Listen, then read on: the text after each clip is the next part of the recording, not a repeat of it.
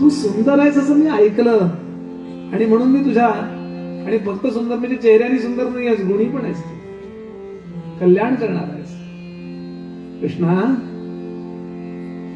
माझ्याच्यानं मी या सगळ्या माझ्या अवतीभोवतीच्या लोकांच्यातनं सुटेल अशी माझी क्षमता नाहीये. तसंच आपली अवस्था आहे, जीवाची अवस्था तशी आहे की नाही बोला. आपल्यापैकी कोणी देव पाहिलाय? मी तरी नाही पाहिलेला. तो सुंदर आहे कोणी सांगितलं तुम्हाला?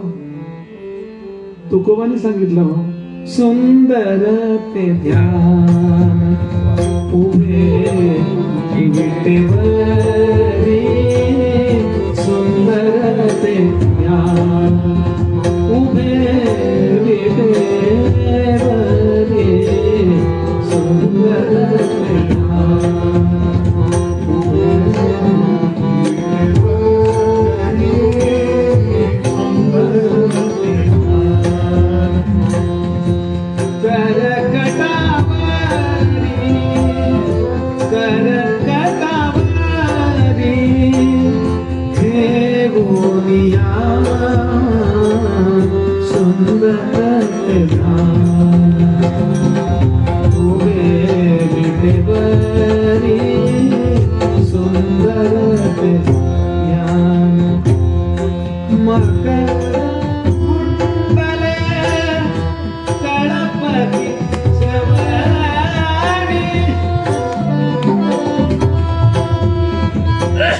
जन्माला आल्यापासून आपण हा अभंग ऐकत आलात की नाही?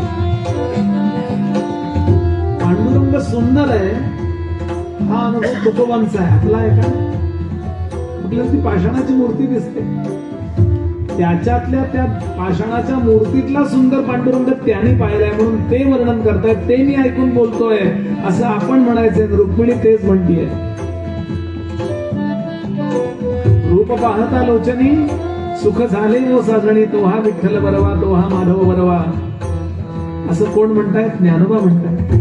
घनश्याम हा राम लावण्य रूपी, महाधीर गंभीर पूर्ण प्रतापी, करी संकटी सेवकांचा कुडावा, प्रभाते मनी रामचिंतित जावा, असं कोण म्हणतंय?